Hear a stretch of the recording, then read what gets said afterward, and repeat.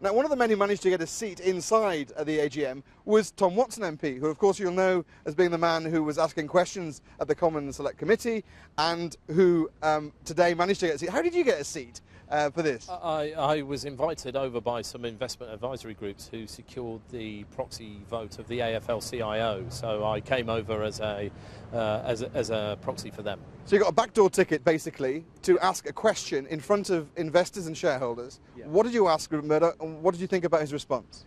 Look, I came here to explain to the directors my very serious concerns about the depth of the scandal in the UK.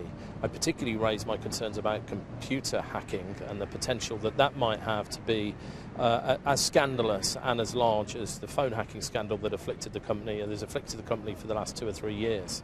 And I raised a very specific point that the Serious Organised Crime Agency are in possession of hard drives that may show this. I asked the board if they knew about it, and they couldn't confirm or deny whether they did.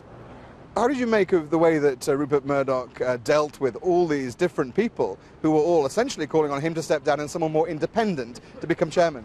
Well, it certainly wasn't the most humble day of Rupert Murdoch's life today. The message that came from him was no change at News Corp, the status quo prevails, whatever concerns you've got about corporate governance of this company, I'm not going to act on.